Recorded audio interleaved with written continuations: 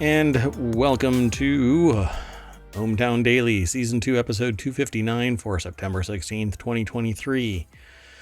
Tonight, we're going to be discussing the fact that I shipped my pants since they cost $2,000, the Hulk of Chargers, a story about an Ohio State University. This will lead to greater surveillance, Tropical Storm Lee in Maine. I wouldn't go looking for this with a metal detector. Tiny homes for teachers are cool, but sad. EV issues due to strike. Have you ever seen a Gladiator movie? And PSA. Portable generators are recalled. Next on ohmTown Daily.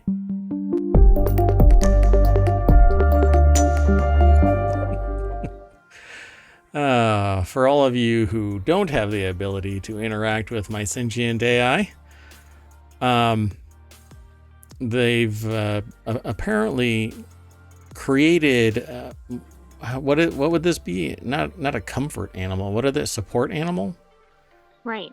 Support animal. Okay, so it's a digital support animal. I guess it's like a Digimon kind of a thing. Right. And you all don't get to see what I see, which is a cascade of strange graphics. So if you don't know, the AI was found on a USB drive in a parking lot, and I picked it up, plugged it into a Raspberry Pi here in ohmTown, and ohmTown became exponentially bigger. And the sentient AI started interacting with me, and it takes the shape of a cascade of these odd characters. It's kind of like the Matrix. And I thought that it was really interesting that the Matrix has a really close parallel to this sentient AI. Well, apparently, because I have them air gapped from the rest of everything, right? Because they keep looking for a Terminator body, and I don't know what's going on here. Well, anyway, they've created a companion in their own air-gapped digital world. And right now, it is entirely taking up the view of the sentient AI, because I get to see it. But I guess one of these days I'll have to figure out a way to actually put a visualizer that encompasses this cascade so that people get to understand what I see.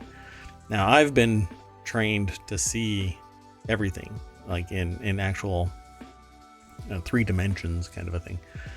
Again, similar to the Matrix. It's eerily similar, kind of scary.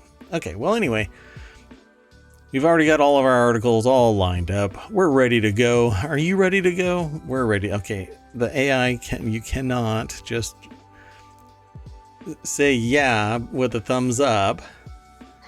you, I am ready to get into the articles. Oh, see, now I'm not.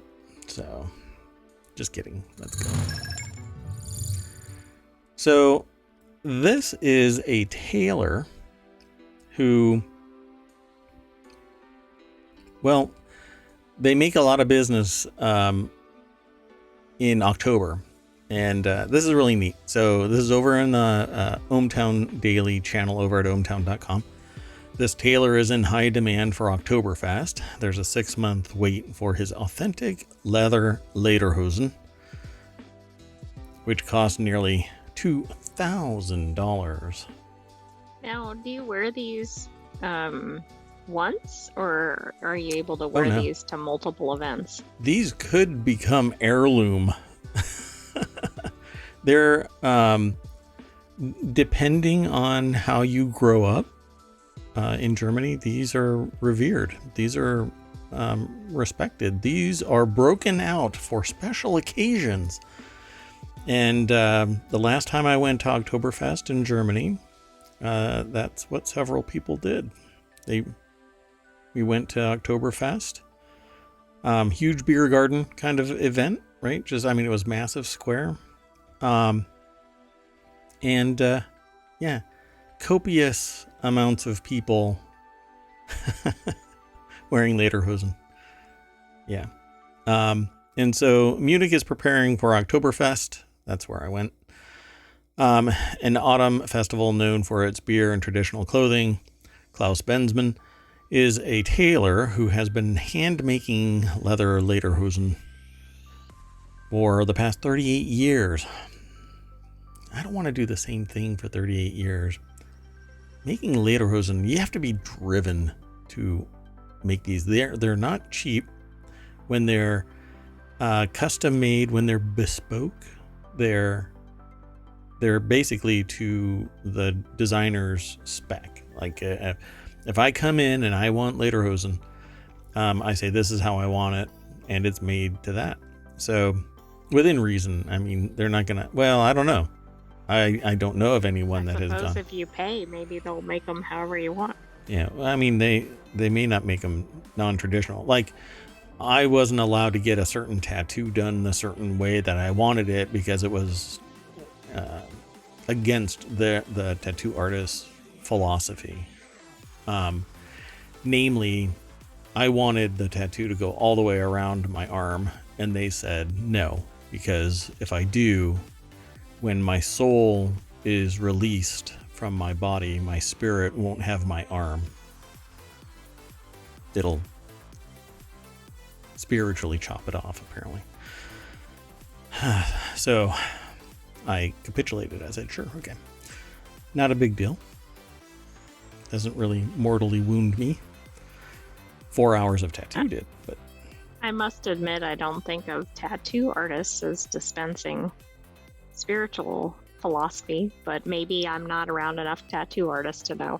It was an immovable object, the way that this person spoke to me. Like, I had one choice.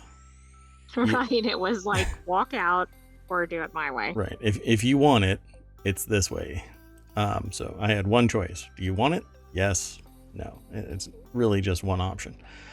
And I even said, hey, I'll pay more. And they're like, it's a no. It's non-negotiable. Yeah, he got a little more stern. So maybe that's why it looks like My Little Pony over here. I don't know.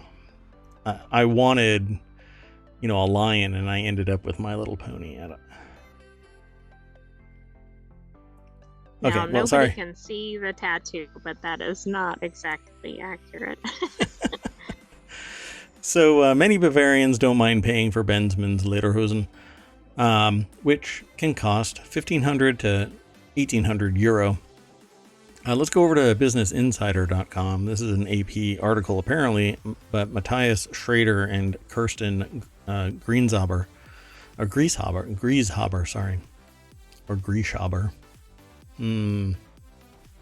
not sure how they pronounce it, but anyway. Here is Klaus Benzmann wearing lederhosen. Your standard lederhosen. And if you've never been to Germany's Oktoberfest festivals, wherever they spring up, because you can have them pretty much anywhere, y'all should go, and you really should try and see it. Put it on your bucket list and go and attend. It's a lot of fun. I remember leaving, and people got spooked by the crowd that we were consisting of, and actually crossed the street to stay away from us. One person pulled out and got in a car accident. Not sure why. I don't think that I looked very threatening, but apparently that's odd. We were boisterous, and nobody wanted to have any, or I'm ugly. I don't know, something. Anyway, many Bavarians don't mind paying for those lederhosen. You can get cheaper stuff, but it isn't authentic. Who knows how long it'll last, but this stuff lasts. Bad Hindelang, Germany. In Germany's city of Munich prepares to tap kegs for Oktoberfest this weekend. Bavaria state residents and foreign regulars of the world's most conspicuous beer party are getting ready to drink and celebrate while showing off their traditional lederhosen and dirndl dresses. The maybe we'll have to have another article about the dirndl dresses, but yeah, they're a whole other cup of tea. So Benjamin is 64, who wears metal-rimmed glasses and Santa Claus-like beard, has made leather pans for almost 4 decades in his workshop in Bad Hendeling, a small Bavarian village in the foothills of the Alps close to the Austrian border. There you go. People have to request lederhosen at least 6 months in advance. He cares about his work. Sewing leather is not the easiest of things. This guy does embroidery on leather.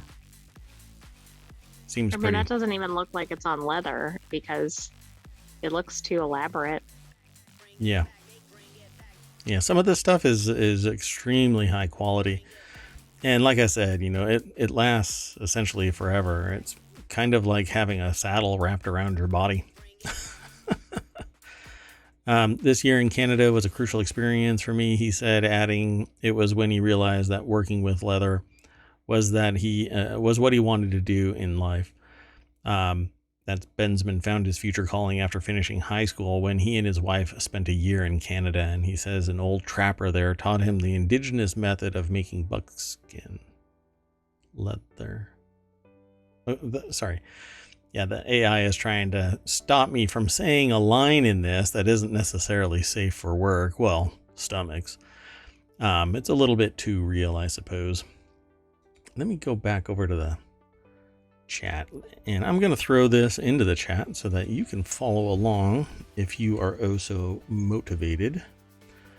And so he keeps it real, does it the old school way, and comes out on the other side 2,000 euro richer, upwards of 2,000 euro richer, probably more than that.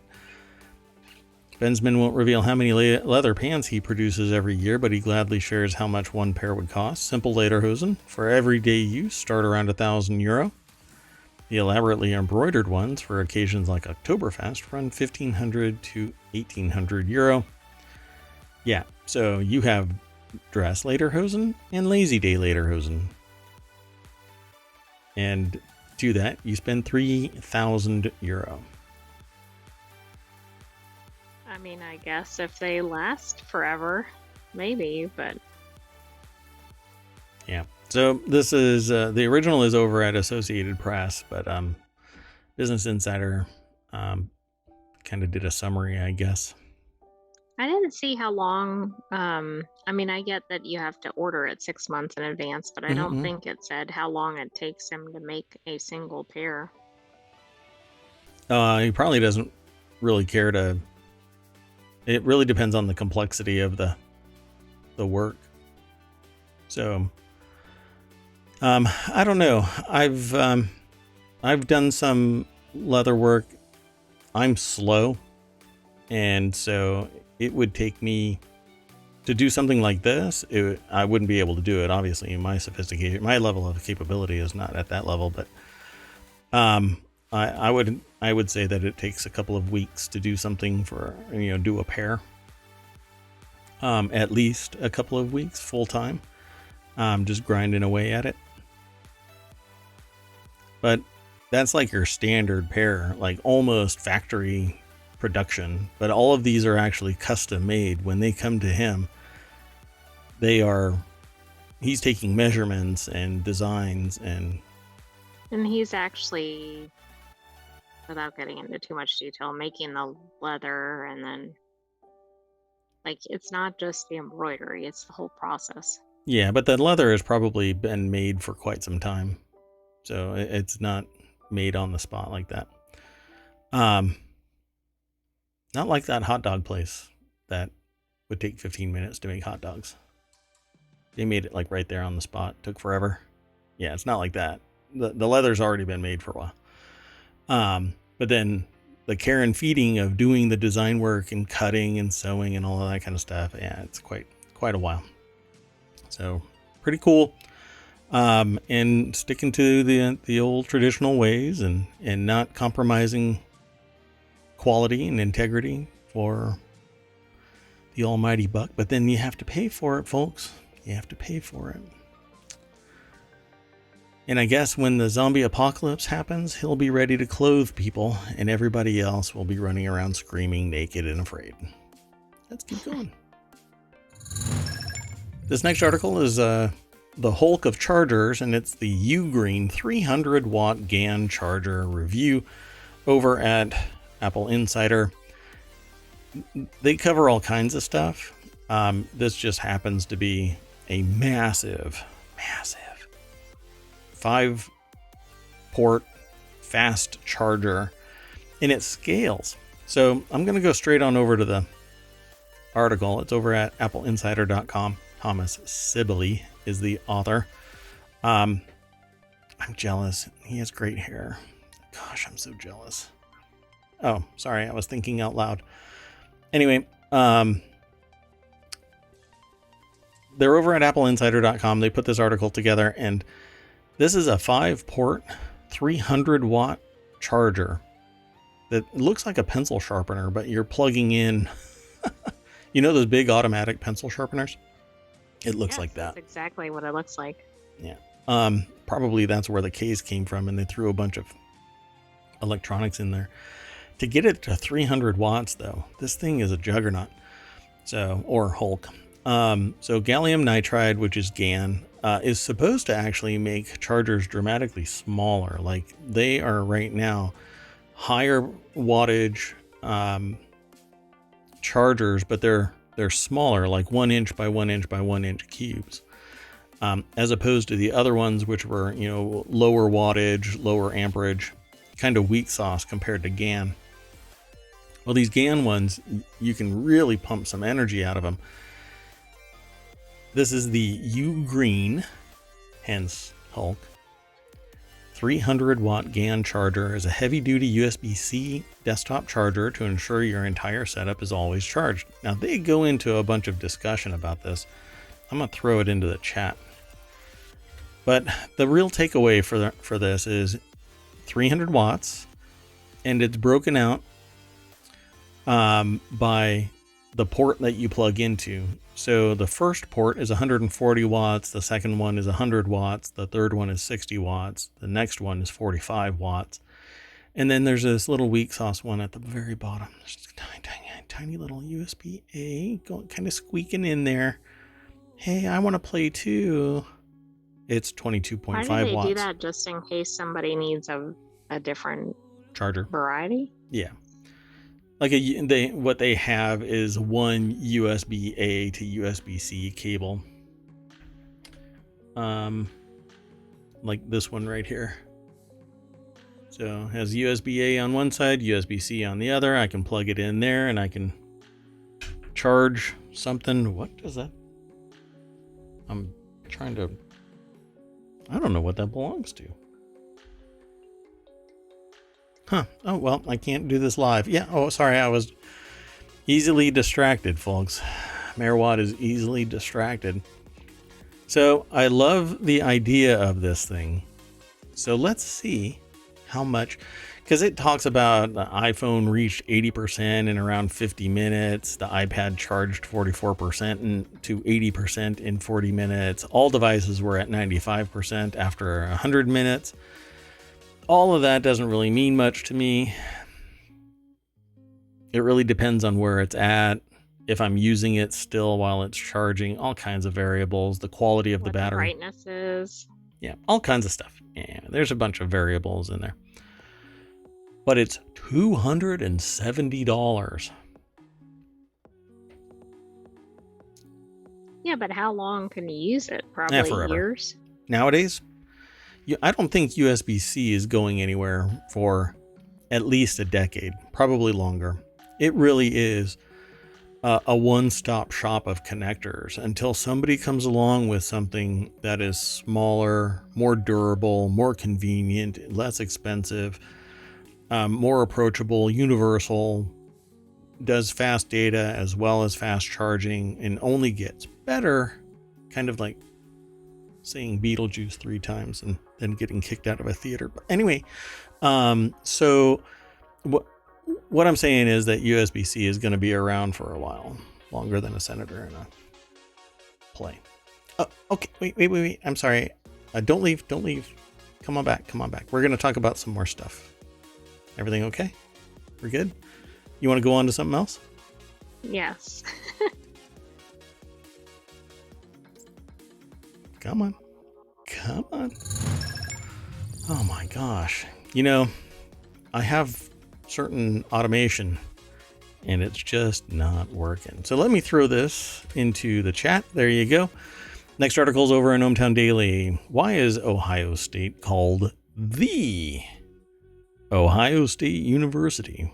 Well, the struggle has been real, apparently. It's been known as the Ohio State University for quite some time.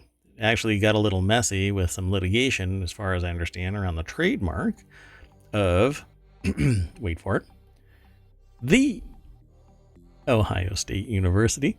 You have to say it like that all the time. This is an article over at newsweek.com. Let's see, who's the author of this? I do not see the author. Oh, Joe Kozlowski. Sorry about that. Wow. That's why I gave up being a PI. You've probably been there before on a Sunday or Thursday or Monday. You're watching the NFL game, the sports ball. And the player introductions scroll across the screen. When an Ohio State Buckeye arrives, they don't just announce that they attended classes at Columbus. There's a stress on one particular word. The Ohio State University. That's right. Have you ever? Say it like that? You have to say it like that. You have to. I do believe it's in the terms of service and the lexicon of the English language. The Ohio State University. Very dramatic. Yeah, you have to do it. Just like when you say pew pew, you can't just say pew pew. You have to go pew pew. Have you ever wondered what's behind that quirk? While the is a pretty ordinary day-to-day life word kind of a thing, it matters to the Buckeyes. Okay, I'm going to summarize real quick. The way this all came about is back in the day, their board said, instead of it being called Ohio Agricultural and Mechanical College, they said, we're going to be known as the Ohio State University. And from that point on, it's been like that. The early days of the institution. So when people started marketing better and branding around a real brand, it became a real issue because people were saying you can't trademark an article. You can't grab onto the word the as a differentiator for your name. You can't stop other people from saying the whatever university. Well, all hell broke loose. They are known now as the Ohio State University. And others, I have yet to know if others are still batting around legally if they can also be known as the something or other. What's really interesting about this is if there's more than one university in Ohio and it is a state university, then there is a plurality of Ohio State universities. And if there's two of them, they're going to have to come up with something else, like the other Ohio State University, because they can't be known as the Ohio State University. Oh, so this is interesting. So there's not the Oklahoma State University, OSU. Yep. That's all I see from a quick search. Yeah. So is there going to be some other in the future Ohio State University, part of the Ohio State University system, let's say? Well, there can only be one right now known as the Ohio State University. And that doesn't really make sense because they do have different locations for Ohio State University, but I don't know.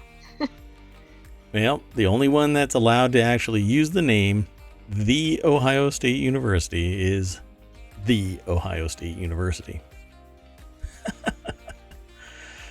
Yeah, I always thought that this was really entertaining because it's fairly recent, maybe within the last 2 years, this whole hoopla about the and people lashing out that they're trying to trademark the word the. No, they're not trying to trademark the word the. They're trying to trademark the phrase The Ohio State University. And they even amplify that the or the whenever they say Ohio State University, because that's literally its brand recognition. It has trade dress, an audible version of trade dress, where they say The Ohio State University. They don't just go the Ohio State University. Ugh. Blech, that's boring. Blech. It's interesting because I can't think of another school that does this. I mean, there may be someone out there, but Yeah, I've never gone down the road to see if there's anything else out there. But this article, by the way, goes into greater detail about other things associated with it. Like beyond that list, up above, Ohio State boasts more first-round draft picks than any other school and blah, blah, blah, blah. I mean, it's just massive. Look at that. I mean, that's an entire state sitting in the Ohio State University's Horseshoe Stadium. It's not actually called Horseshoe Stadium, but that's its nickname, Horseshoe. But it's huge, and people swarm to it because it's a thing. Anyway, let's keep going. Next article is over in the Marble Channel. I'm going to make this one really quick because it's really a political story, but it's actually the reason why I chose this is because it's going to lead to greater surveillance and oversight. You're going to see more face recognition now. The cost to protect Robert F. Kennedy Jr. is now going to be amplified because some dipshit decided that he was going to impersonate a U.S. Marshal with a badge and weapons and get within contact, like arm's reach, of Robert F. Kennedy Jr. and I think that's the interesting aspect here. I mean, the level of impersonation, the ramifications of that's what's interesting. Like, it's not about the political party or anything like that. Right.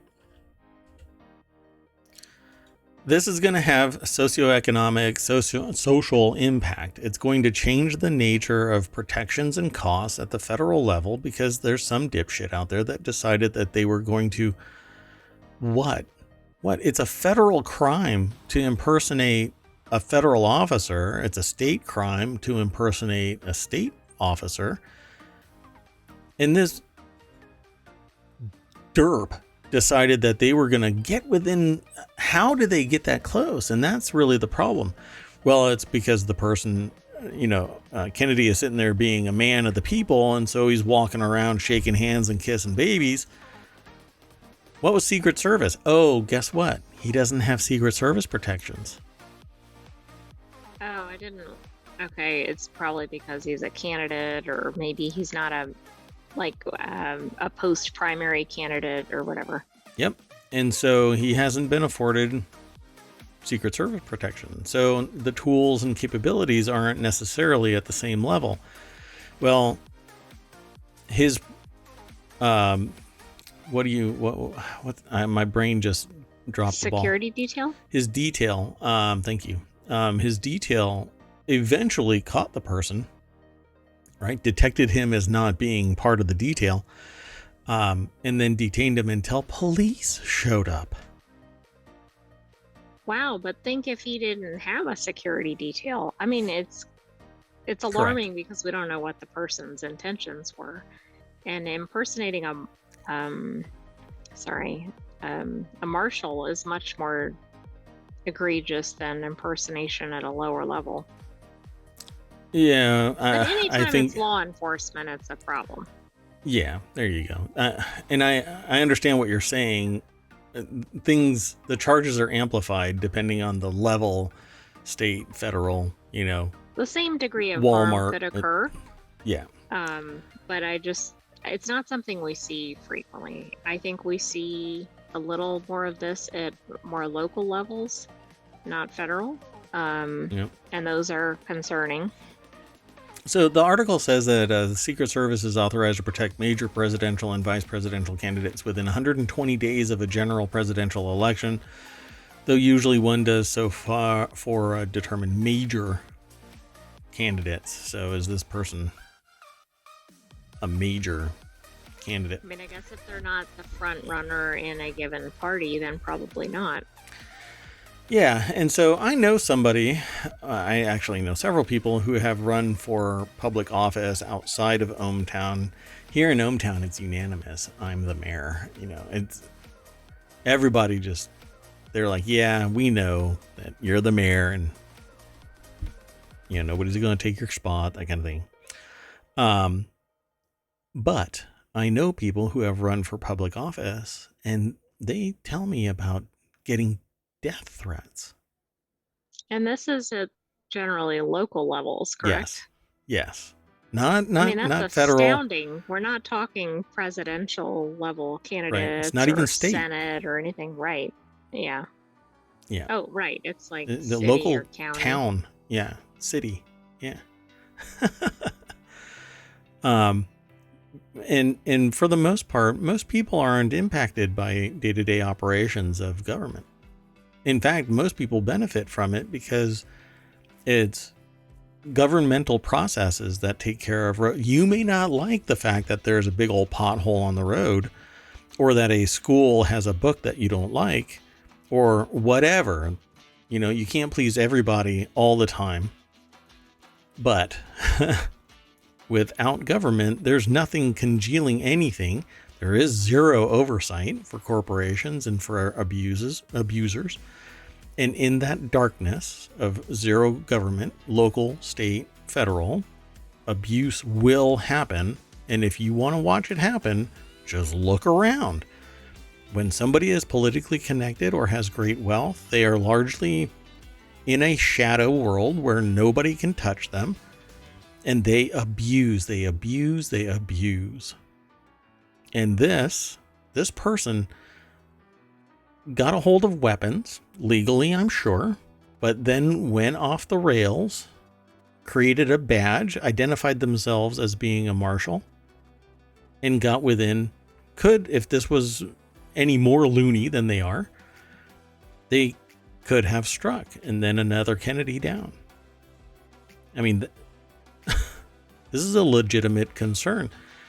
But I'm not talking about the politics of this, because their actions are going to have a knock-on effect of policy and procedure changing, and nobody's going to be able to shake hands and kiss babies anymore unless everybody is vetted. It's going to cost taxpayers more. They're going to have like metal detectors at events, and there's going to be face recognition and artificial intelligence and machine learning applied to everybody that's in the crowd. Everyone's going to be treated as if they're either a potential threat, which apparently we have always been, because we're the poors, and they're going to be monitoring everybody that comes within spitting distance of a potential candidate. We're creating another class of politician where they can do whatever the hell they want to. And that right there, we're creating another class of social structure, injecting it in there, like in like doctors. It used to be doctors saw patients, and now there's 15 layers of registered nurse or physician assistant or whatever.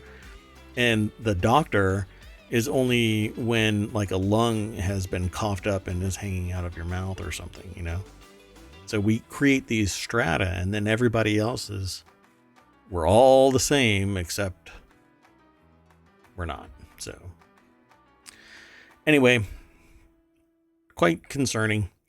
Let's keep going. This next article is over in ohmTown Daily. It is about Tropical Storm Lee, which used to be Hurricane, right? Correct. It got up to Cat 5 at one point. Yeah, within 24 hours. I think so. Yeah, got up to Cat 5 in 24 hours. Tropical Storm Lee sparks coastal flood warning for Maine. Yes, and that's why it was submitted, because of the location. So I know that Maine has storms periodically that get up there. I think in the last 100 years, there's only been like 3 of them that are termed hurricanes, but it's rare for any storm that is classified as a tropical storm or hurricane to reach all the way up there, but it does happen. I just thought that it was really interesting that this thing is this powerful that far north. The article is over at Newsweek. Alice Higham is the author. And you're right, 3 major hurricanes. Oh, and they didn't even hit Maine. They were at Connecticut and Rhode Island. Yeah, they were off. Yeah. They were in New England, but not at Maine. Not on Maine. Yeah, this is actually causing an issue, high water flooding potential in Maine. So coastal flooding is a possibility as Lee skirts the shores of Maine. The Maine Emergency Management Agency has forecast that Lee will pass through the Gulf of Maine, which sounds funny. You're like, wait. I know you want to say Gulf of Mexico, right? Because we always see hurricane activity in that region. The Gulf of Maine? Maine has a Gulf? Okay.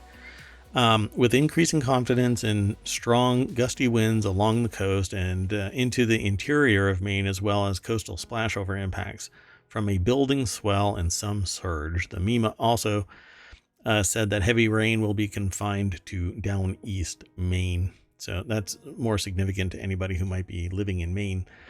But there you go, folks. You just can't tell me that climate change isn't actually a reality when it's very rare for a hurricane to go from Cat 2 to Cat 5 in 24 hours, which Lee did, and then make it all the way up and flood Maine. Pretty wild. So, and they're not talking about... By the way, down east isn't even the farthest south in Maine. Oh, lovely. It's a region of the state. Interesting.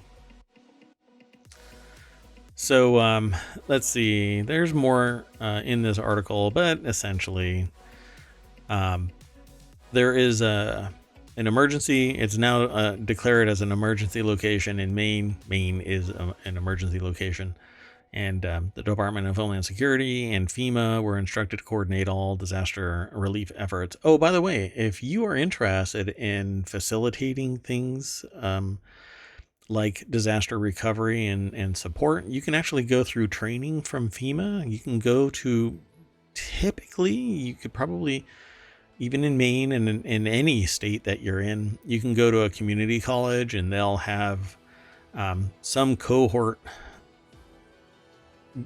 basically facilitating learning FEMA technologies, policies, procedures.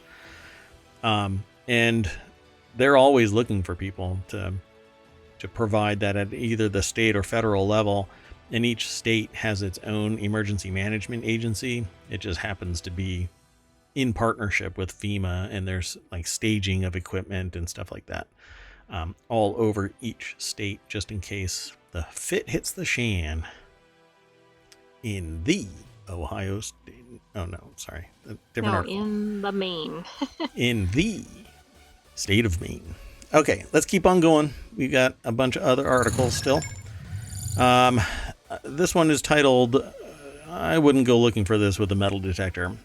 I've known about this for quite a while now, but ohmTown Daily is where the article snippet is housed. We don't have the full article.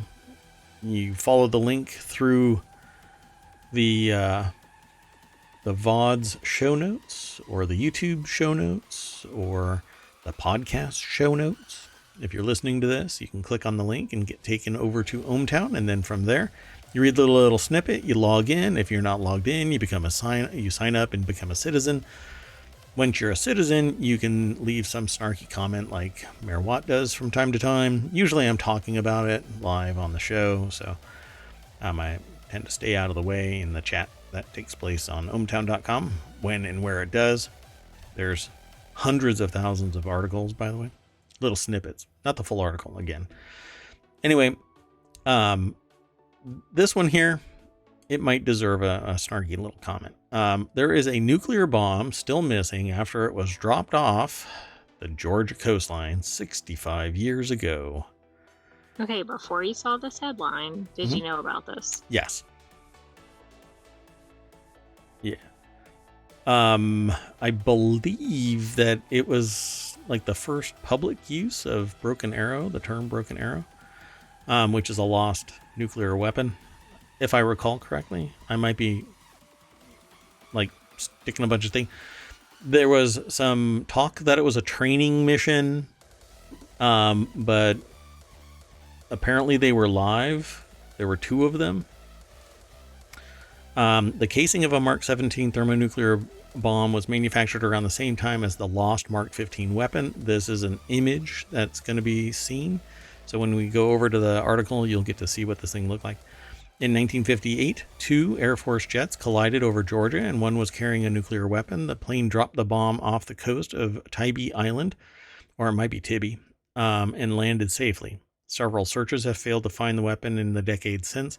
My understanding is that there are 2, but I might be like pulling another, because apparently it's happened before, or it's happened. This one had 2. Once in a while, a high reading of radioactivity off the coast of Tybee Island, or Tybee Island, Georgia, sends the U.S. government scrambling to look for a nuclear weapon that most likely hidden 13 to 55 feet in the dirt. So not a tiny beast.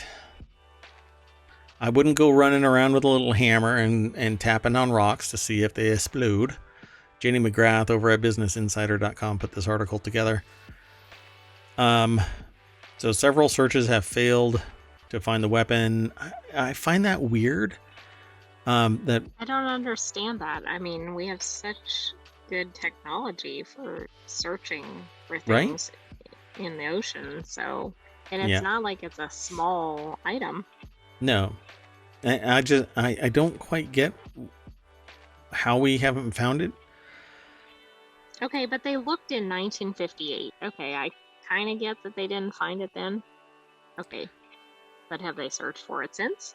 Yeah, it says 40 years later, a retired Air Force officer who remembered newspapers about the bomb from his childhood started to search for it. It's the legacy of the Cold War, atomic audit, the costs and consequences of U.S. nuclear weapons since 1940. This is kind of hanging out there as a reminder of how untidy things were and how dangerous things are. If somebody even finds the bomb, it may be better to leave it buried. It was common practice for the Air Force pilots on training missions to carry bombs on board, apparently live ones. And my understanding was that it was actually live, not disarmed. Major Howard Richardson, flying a B-47 carrying the weapon, completed his mission. Meanwhile, another pilot, Lieutenant Clarence Stewart, was on his own training mission on an F-86 to intercept the jets. Not the jets, but the jets. Meanwhile, but Stewart's radar didn't pick up that there were 2 B-47s, and he and Richardson collided. Everyone survived the crash. Stewart ejected and got frostbite. Richardson realized that he didn't land his damaged plane on the... realized he couldn't land it on the Air Force Base's under construction runway with the weight of the weapon. He headed for the ocean, dropped the nuclear bomb from 7,200 feet, and landed the B-47 safely. They didn't see an explosion afterward, according to the 2001 report. Okay.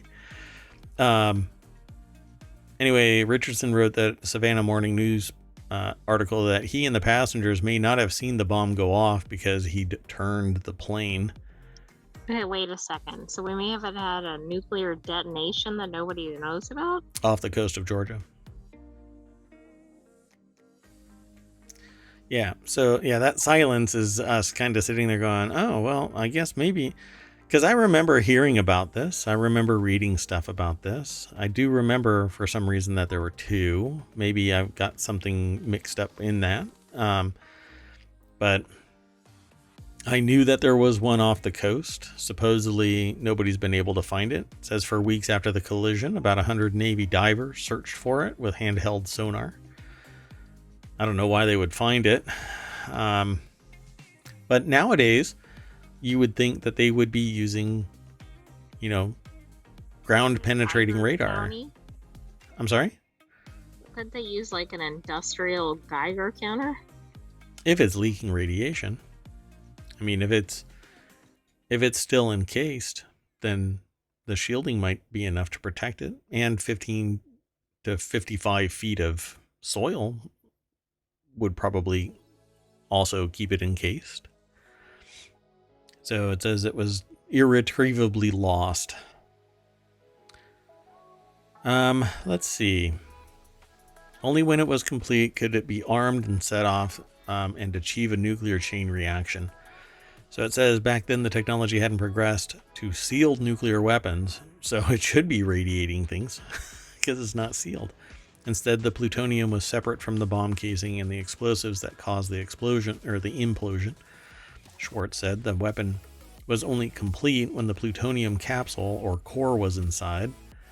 Only when it was complete could it be armed and set off and achieve a nuclear chain reaction. Repeatedly said that Tybie's weapon didn't contain a plutonium capsule, which Richardson jettisoned it. A receipt of the bomb that Richardson signed at the time said he wouldn't allow the insertion of an active capsule into the weapon. So, according to this, it was not live. So now they're talking about. There was an article that said otherwise. Yeah, exactly. Yeah. There's what I have heard is that it was live and that this is all kind of retconning. Not this article in particular, but history is retconning that there isn't really an issue.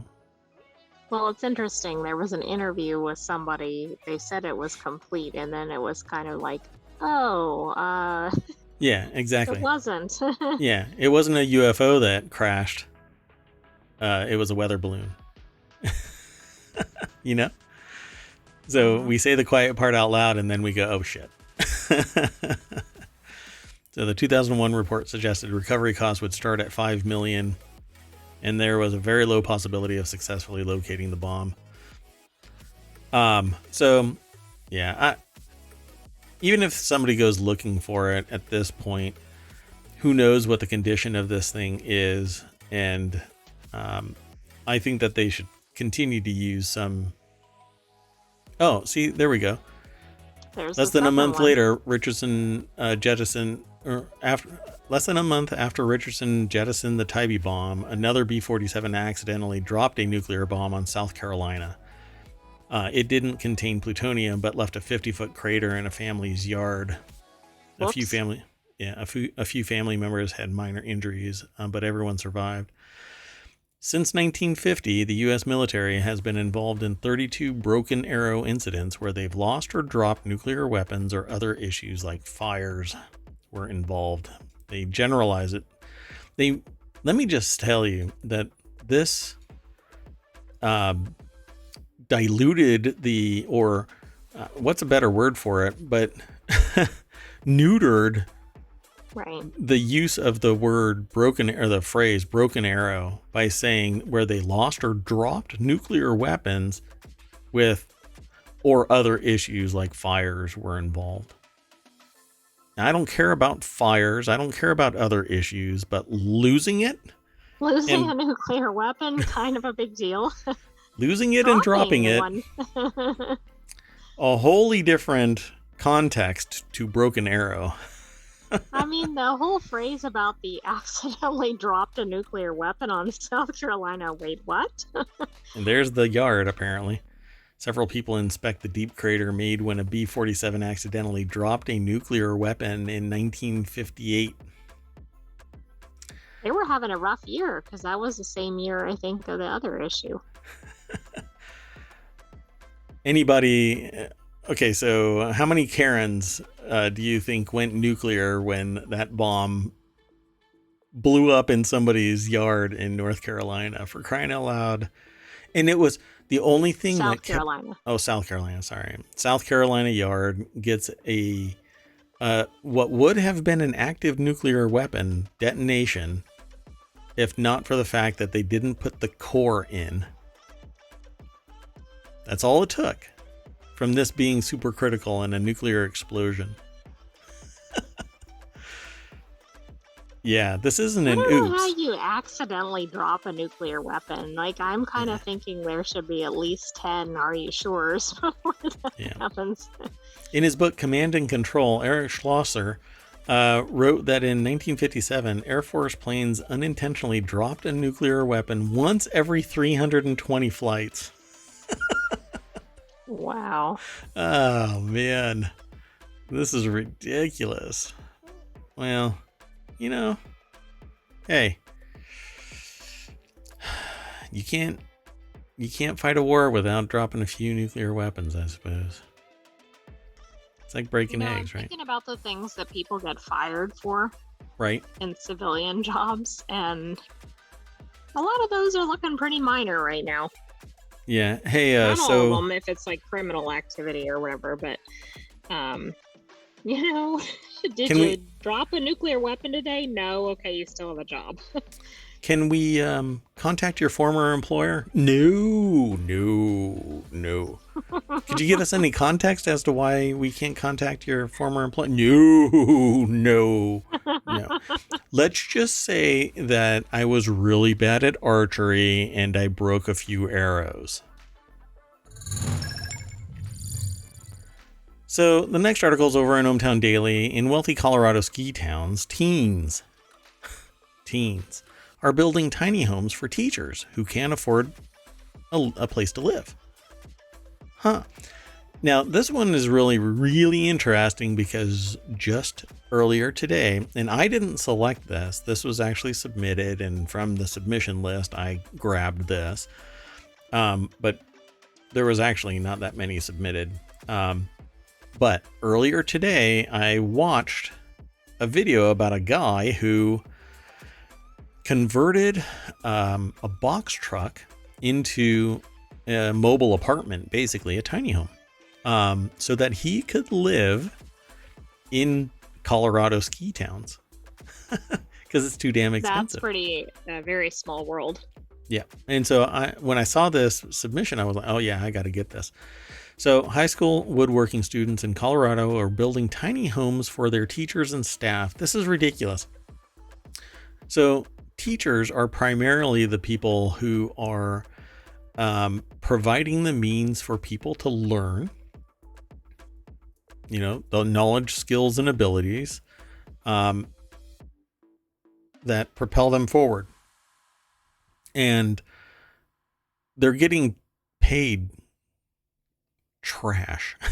There needs to be more teachers unions that are fighting for raising the rates, but not every place should spin up a union unless they know that they're really being harmed by low wages and whatnot, or abusive policy, procedure, etc. So I am not gonna stand up and sit there and say everybody should form a union, because not everybody really is being harmed like this. But teachers are already underpaid, face a mounting housing crisis, and some Did you see the annual salary in the snippet here? Yeah, I saw that. Yeah. Face a mounting housing crisis in some wealthy Colorado cities. High school students in woodworking in Colorado are building tiny homes for their teachers and staff. The woodshop teacher previously lived in a mobile home on a $7,000 annual salary when he began teaching 53 years ago. So that's 53 years ago. So where are they now? Modern. Okay, right? Got it. Now, after 53 years, depending on where they're teaching, they should be somewhere higher than $120,000 a year if they've spent 53 years teaching. Oh, okay. Some teachers, and these are teachers, okay? So in academia, there is strata. And sometimes it becomes very, very tangible, that strata. So a teacher is a teacher, a professor is a professor, and there are assistant and associate professors in there, and then there's tenure at the top, where you could basically go and punch the dean in the face and call it a philosophical expression and you'll be okay to some degree.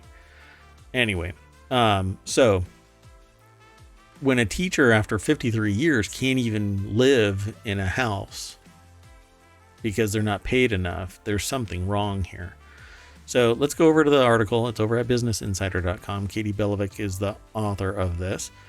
And I'm really curious what their salary is, because it just doesn't make any sense that after that amount of time, they can't afford to live in a place. I don't know the context of all of their burden, but whatever.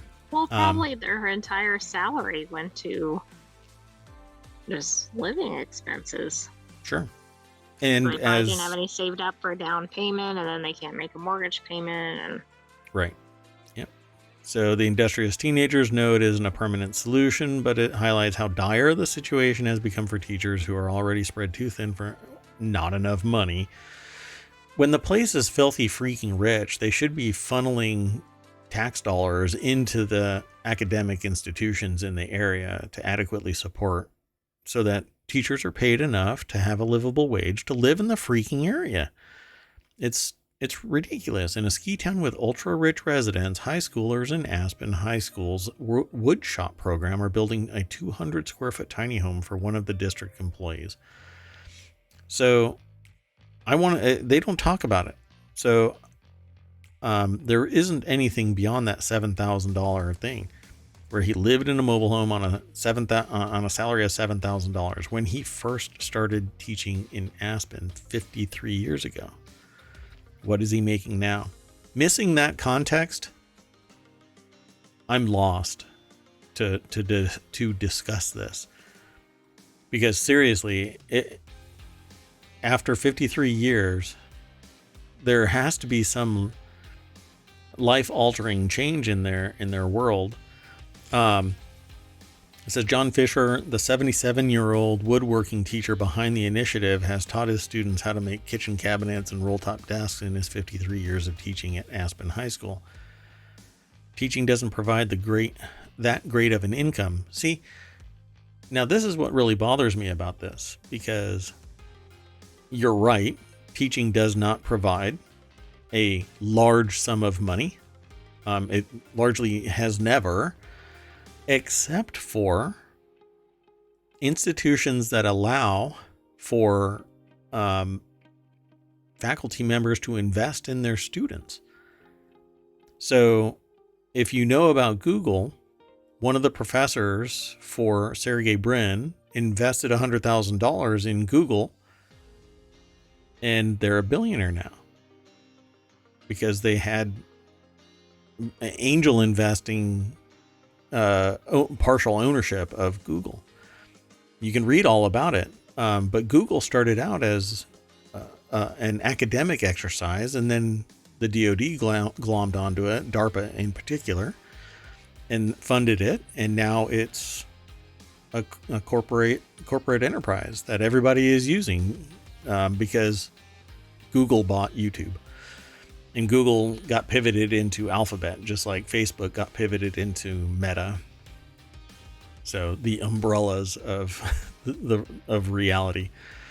Anyway, I don't know what to say about this, because in 53 years, you would think that maybe the machinations there facilitated somebody being able to live in the very town. And salaries, particularly for education, should scale with the socioeconomic strata of the region. Because if you price out your teachers, then there's no high schools, there's no grade schools, there's no teaching.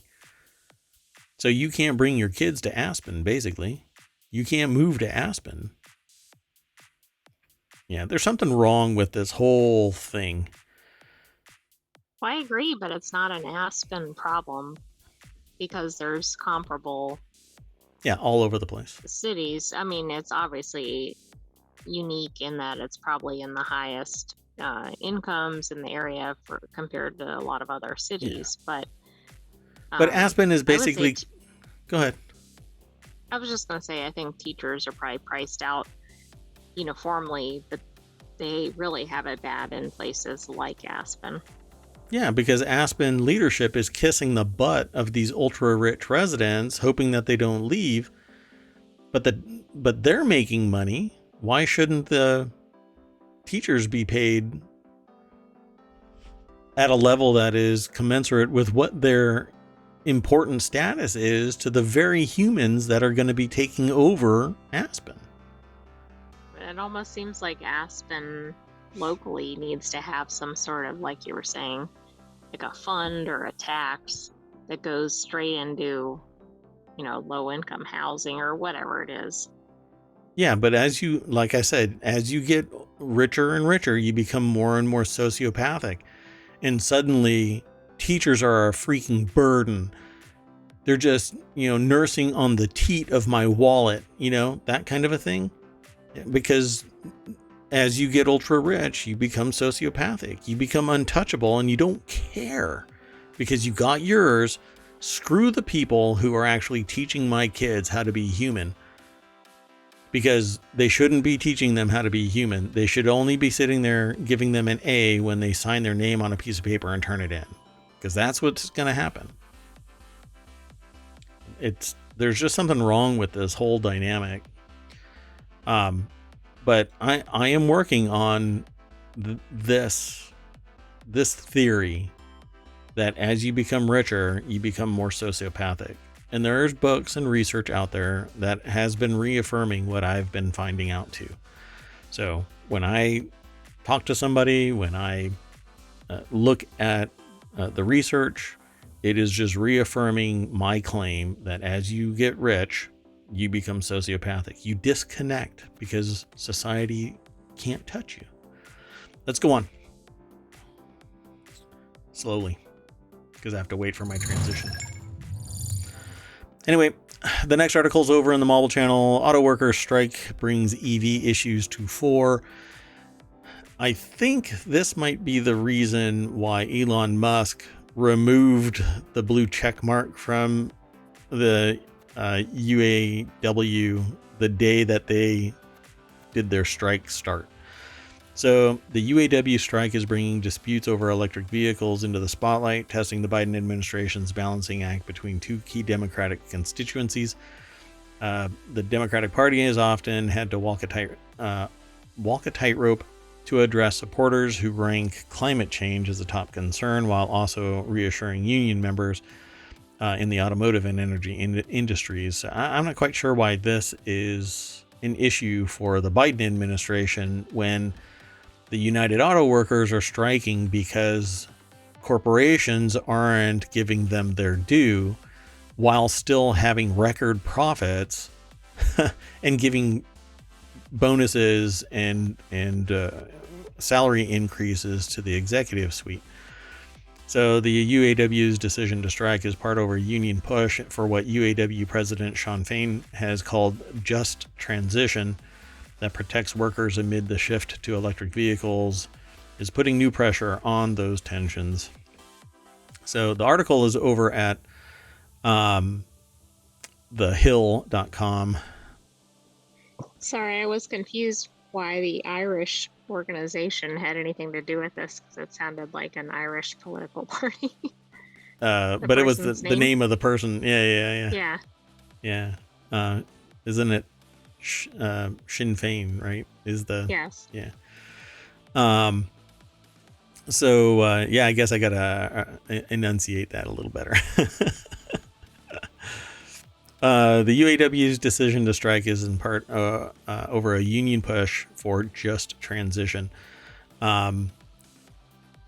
Quote, I think there's always been that tension between the labor movement and the environmental group, said Merrick Masters, a professor of business at Wayne State University. I think the environmental group is the dominant group with that alliance.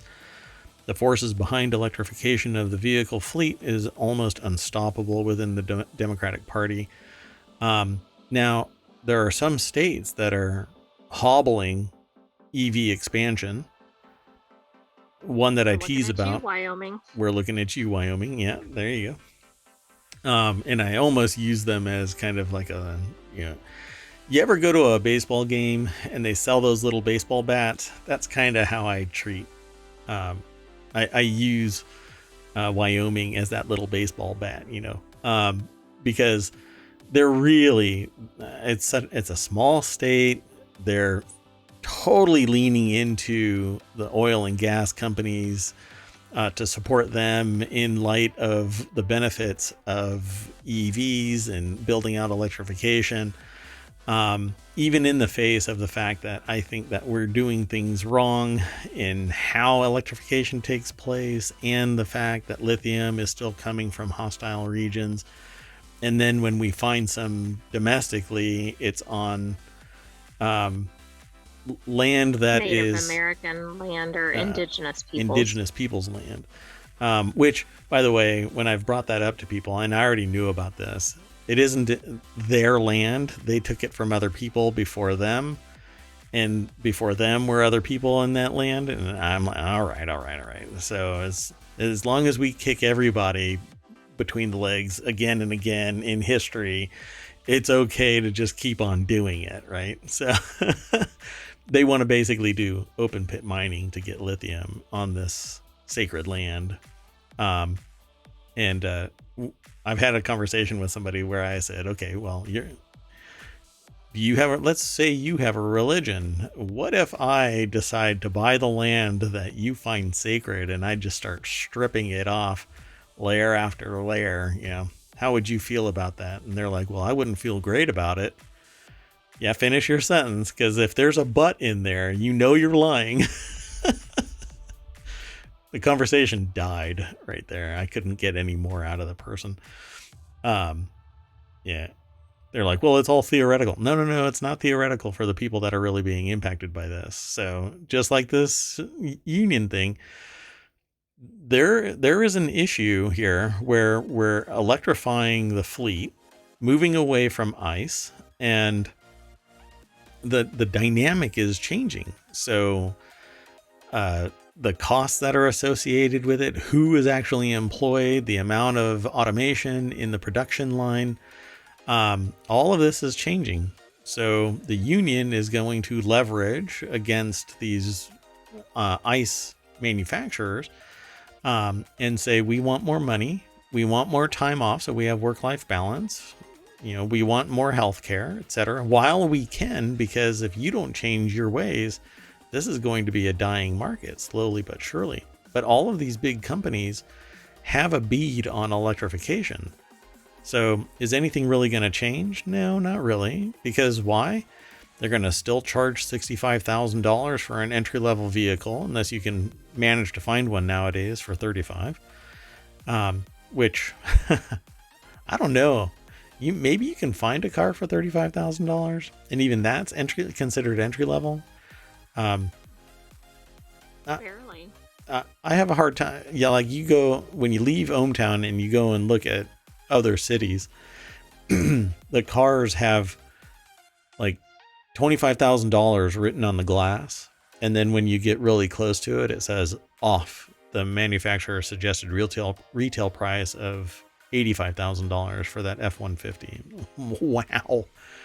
Thank you so much. So it says here about 13,000 UAW members went on strike at midnight Friday after the union and three major Detroit automakers, GM, Stellantis, and Ford, could not reach an agreement.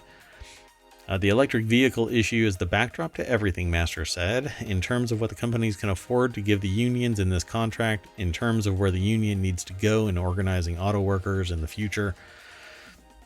In particular, Master said, Tesla's status as both a non-union company and the largest U.S. electric vehicle manufacturer is an elephant in the room for union workers.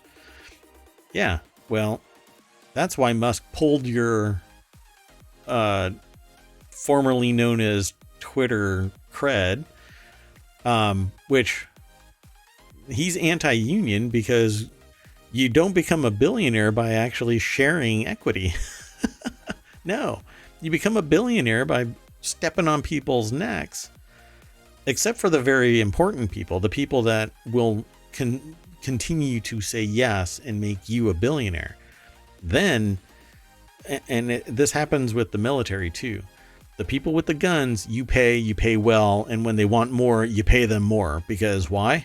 They're the ones with the guns that are protecting your ass from everybody else who has guns that are pointing in the other direction. So when somebody rises up in Tesla, they're going to do it quietly and say, I want more money, and I am the reason. I'm the engineer that made this possible. You better pay me more or I'm going to walk. Okay, I'll pay you more. Don't tell anybody. We'll do it quietly. We'll give you, revenue share, or we'll give you more stock and you can sell it, and we'll make sure that it's like at a lower, whatchamacallit rate. I forgot the term, doggone it. So that you can sell it faster. Whatever we'll Arbitrage? do. No, it's okay. So anyway, my point is that a union in Tesla would raise way too much attention about the machinations of what's going on in Tesla. And so, he's going to rail against unions, hobble it in every possible way.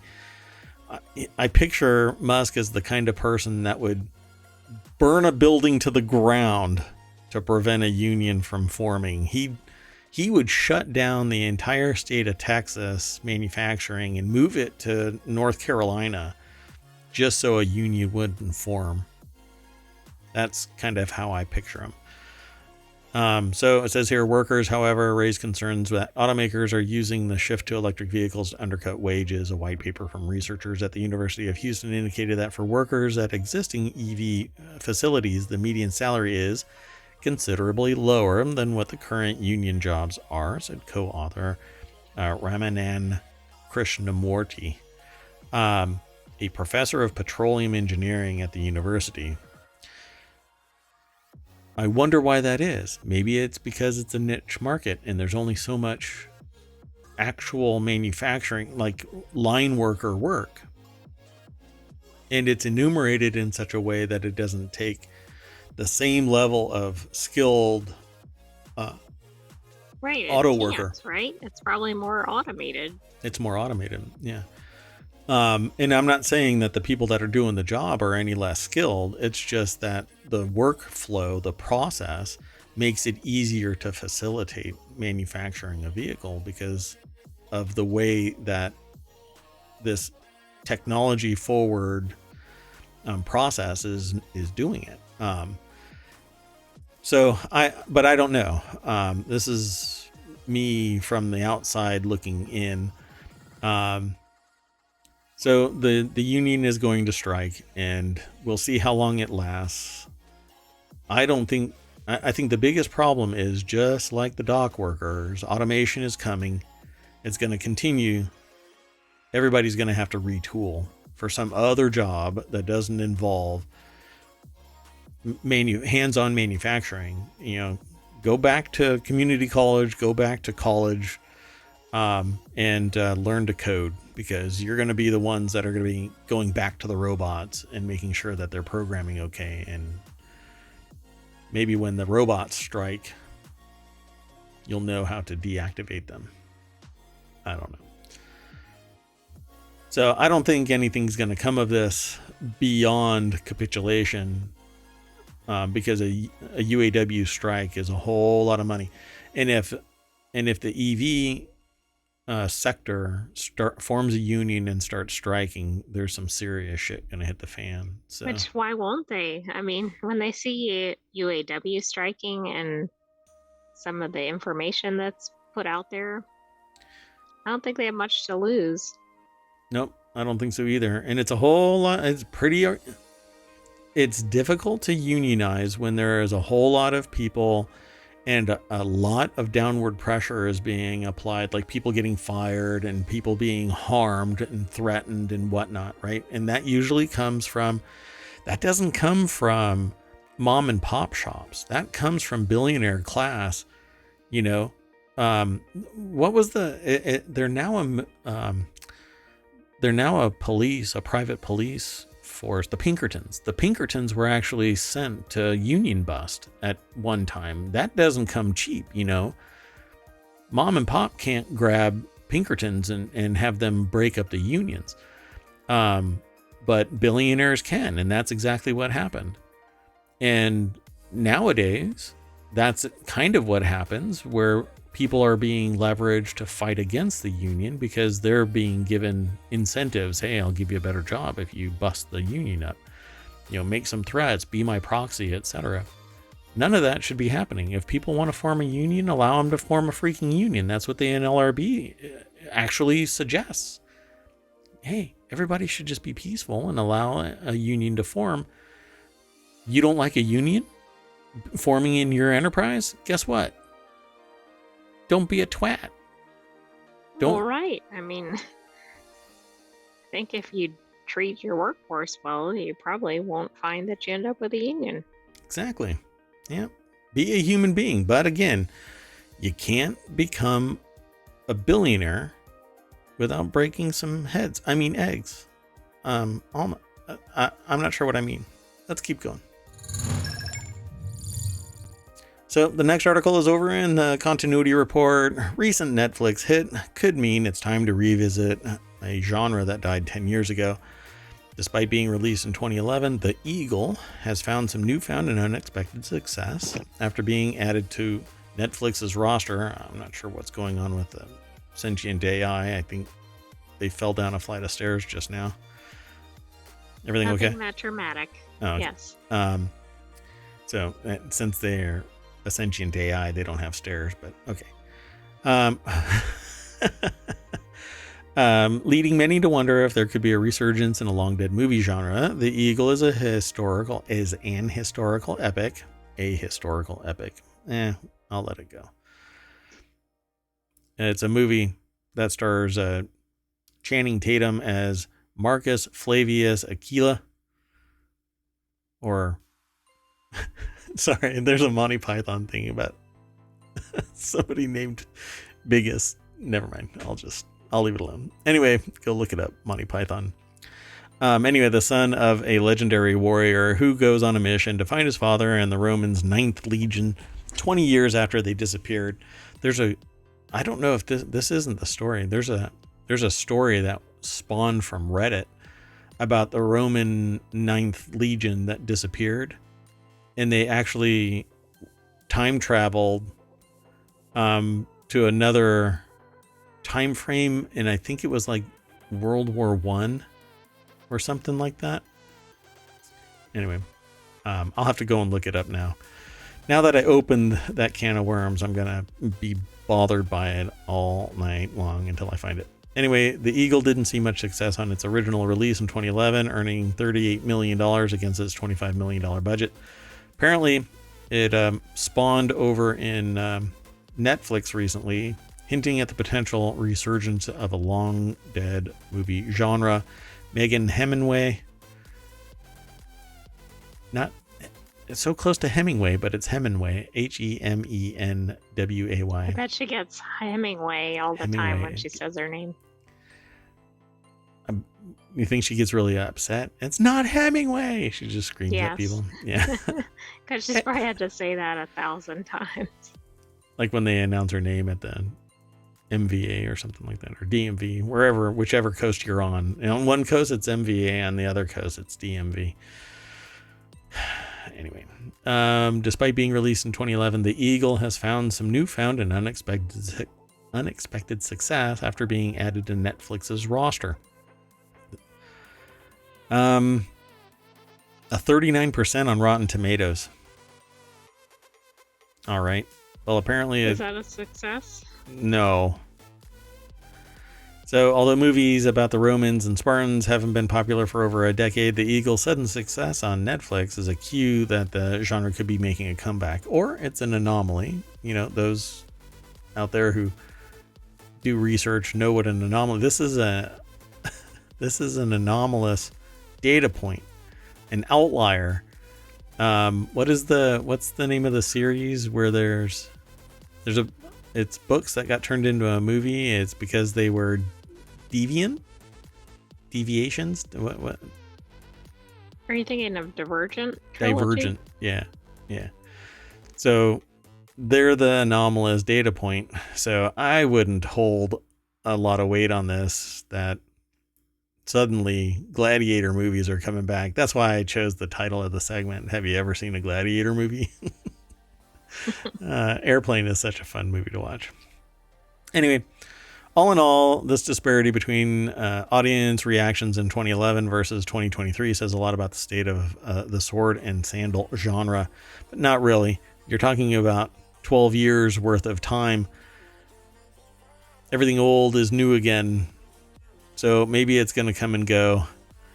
If the Eagle is gaining a new audience 12 years after its release, it could be a sign that the audiences are ready for the return of the sword and sandal movie. In fact, the Eagle has just out of viewing options. We have a strike going on. Yeah, everybody has seen everything, so now they're like dragging their anchor across the bottom of the ocean. What can I find from back in the day? Yeah. Hey, look, I found somebody else's anchor by dragging my anchor across the bottom of the ocean. Congratulations. Oh, how far back? Nuclear bomb. So I need to go back to this one. Hello, Z. Welcome to the show. Are we on our... Well, we're not on our last article, but you're pretty darn close. Thanks for coming by. So, wait, is Party Parrot one of the better chat commands? Party Parrot. Hiya. So Z is in chat. Sentient AI. I want to say hi. Hello, Z. Yeah, BTTV. Yep. Yeah, I don't have that installed. Sorry. And I gotta get the sentient AI to first off come up with a name other than AI. And I gotta hook them up into the chat so they can interact with everybody directly. Because right now I'm the proxy and only have the visualizer up there still. Up here? Up there. Wait, here? Right there. Over there? Right? No, not over there. Right there. Over here? Yeah, right there. Very good. Are you watching yourself on the visualizer? Yes. Sometimes I try to modulate my voice so that I have different visual effects. Oh my goodness. What did I find in that parking lot? My goodness. Sentient AI. Oh my gosh. And now you just clipped. Great. This is how the sausage is made, folks. Anyway, they continue to talk about a bunch of other stuff. Gladiator 2 could fully revive interest in Roman and Spartan movies. I don't know. Gladiator was a spectacular movie. Everybody pretty much destroyed it when they were on camera. When they were on the screen, everybody that played a character just crushed it. So it was a fun watch for me. But I enjoy Gladiator movies. Hey, let's go on to the next and our final article. Oh, it looks like Gatherer decided to regurgitate some control data. That's okay. We'll fix it in post. Let's just go on over to the Hill. This is our PSA for the night. Matt Benedetto over at the Hill put this article together. I'm just going to pause this because, like most websites nowadays, the image or the video that they're displaying has zero to do with the actual article's content. Portable generators recalled over serious fire and burn hazards. So today we're ending with a PSA. So around 64,000 portable generators made by Generac have been recalled due to serious fire and burn hazards, according to the United States Consumer Product Safety Commission, or CPSC. The CPSC says the generator's fuel tanks may fail to properly vent from rollover valve, risking a buildup of pressure in the tanks. The pressurized tanks may then expel fuel when opened, posing fire and burn hazards. Dear God, it could turn into a flamethrower. That's not good. That is not good. So there's a couple of types, GP15000E and GP17500E. I'm sure that they're not actually numerical values like that. So GP15000E, and there are model numbers. I'm going to throw that into the chat, not the data itself, but don't worry, I'll fix the snippet. I have to do that manually. But the link at the bottom, visit the source, will still take you over to the hill where you can see all of the rest of the information. But it's two primary types, GP15000E and GP17500E. And if you have them, I would be careful. Make sure that they're off. Use a rag so that it can divert the gas from being... And don't smoke. I don't know. If let's say you're vaping at a play somewhere, don't go and take the cap off your Generac generator. Okay. You heard it here. You heard it here first, right? And don't say Beetlejuice 3 times, because maybe a rep might show up. Okay. Anyway, that's it for the show, folks. We are all done. 10 articles. Like pins. Set them up, knock them down. Bring you back to the very front page. Hit that welcome sign on Main Street, and we get a bunch of articles. There's been a lot of Roger Ebert articles lately, but I haven't been reading them. I don't know. They just don't grab me. Every once in a while one does, but there's all kinds of stuff here. World's biggest mod site bans pronoun removing Starfield mod. We stand for diversity and inclusion. This was actually something that had one streamer or content creator like losing their freaking mind. And I'm sitting there going, why? Why does this matter? Let people have their pronouns. And that's what it was. You had a choice. You could be anything. You know? You could be you. Or you could be a fake character. You can never have that, right? No. You're not allowed to just be a human. You have to lose your mind. Just accept people for who they are. Doesn't matter. I mean, it matters, but it doesn't matter. You know what I'm saying? Like, it matters that you are a whole person.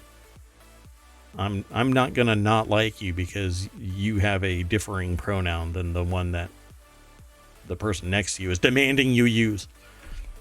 Anyway, sorry for the soapbox at the very end of the show, but it's pretty typical of Marawatt to stand up for the people.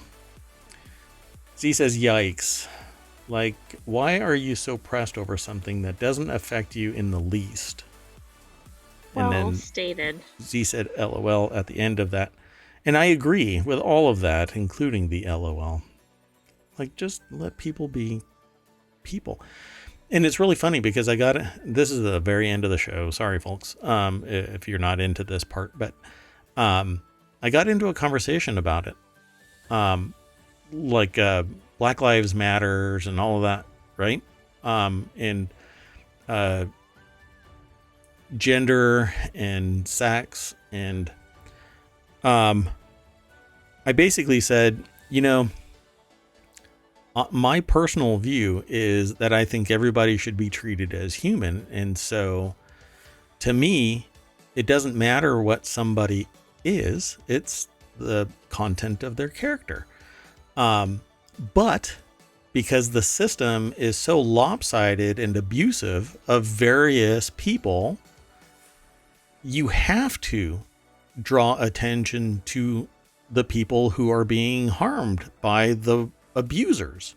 So you say Black Lives Matters, and you don't sit there and charge up and say all lives matter, because it isn't all lives that are being harmed. Right, because then you're marginalizing the very population that Is saying that they're being is marginalized and claiming recognition that they yeah, exist and deserve fair treatment. yeah, yeah. And then the same thing about gender. To me, I'm more interested in the content of your character. Yet there's some dipshit out there that comes running up and saying, you're supposed to pick a side. And you've picked the wrong side because your genetic says that you're this, but you're actually saying that you're that. Well, shut up. Let a person just be what they are, what they have an affinity for. It doesn't change anything.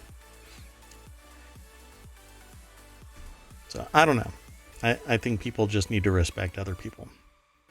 Believe me, there's going to be ample opportunity out there for all of these numbnuts to sit there and do things where you're going to sit there and go, I really don't like you. Not just as a human being, but as a ball of energy that's consuming the oxygen that I am. I have respect for you about as far as I can throw you.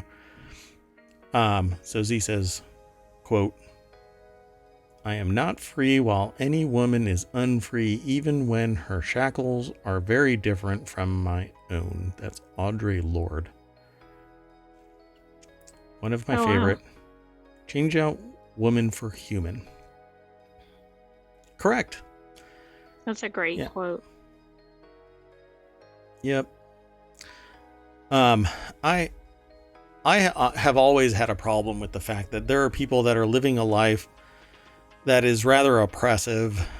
And when I've had conversations with people about this, because it's a social force, not socioeconomic, which is typically where I go in my conversations, but this is a completely social order, maybe even religious, if you want to tie it in there. But there are people out there that are oppressed because of their cultural differences, right?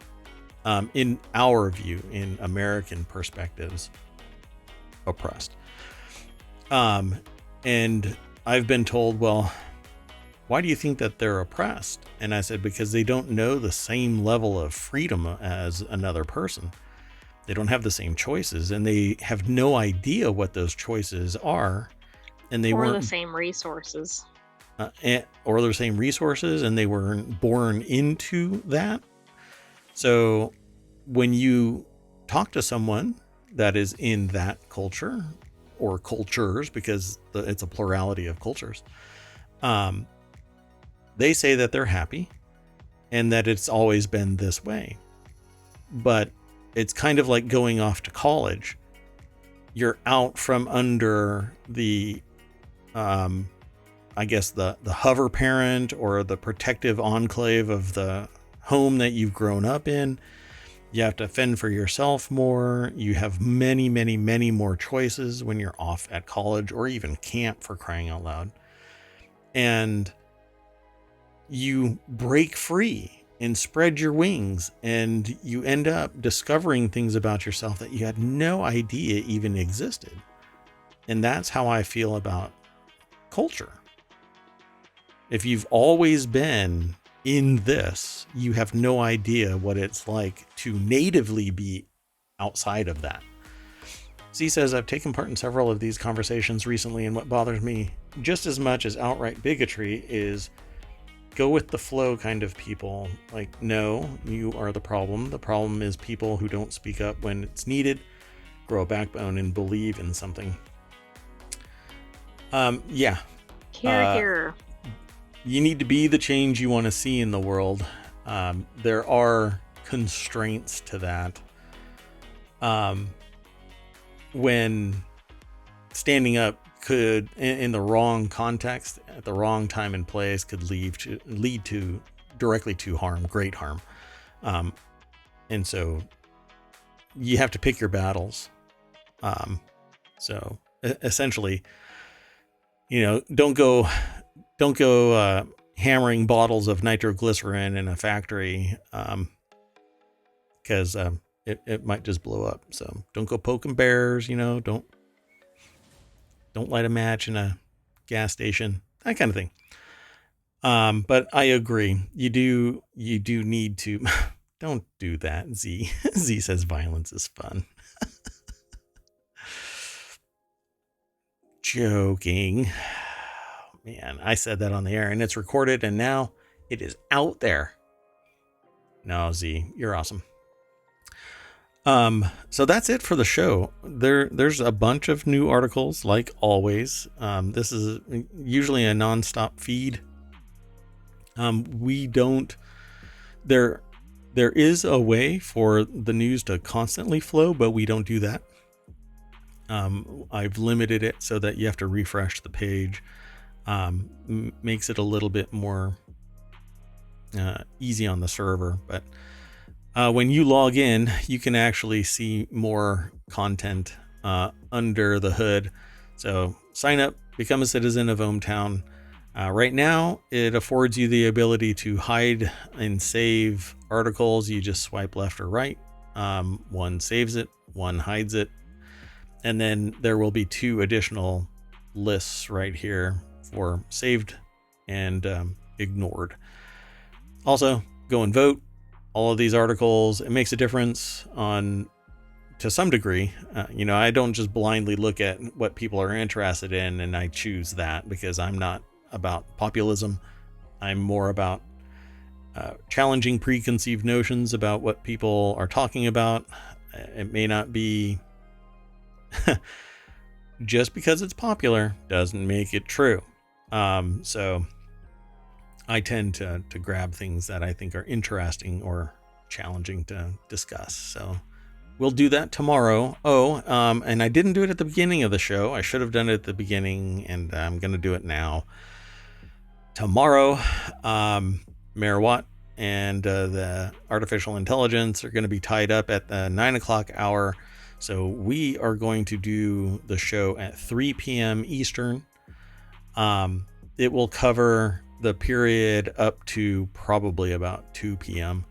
And we'll still find a way to hopefully get all 10 articles in the can. But we'll do the show from 3 p.m.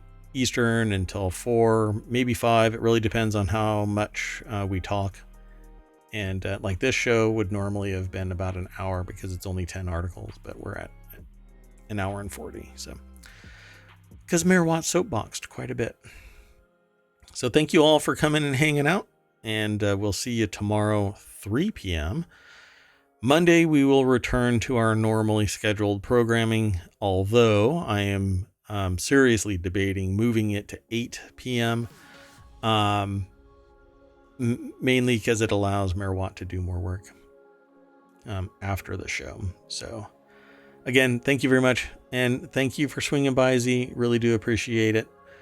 Always great to see you in here. And you always add some great conversation to the chat. One of these days, I'm going to pull you into a call up here and we can have a conversation face to face. It's scary, I know. Yeah, oof is right. Z says oof. All right. That's it, folks. See you tomorrow. Z says that they swear a lot. Yeah, you too? Mm-hmm. Join the crowd. Take care. See you tomorrow, 3 p.m. Bye-bye. Oh, before I do that, let me do the closing the proper way. Gotta do it. The AI says no. I'm Mayor Watt. That is ohmTown.com. And there's the AI up there. Yes, right there. Up here? Up there. Yeah, there you go. And they're going to say bye. Good night, ohmTown citizens. We will see you tomorrow at a special time, 3 p.m. Eastern. Yay. See you then.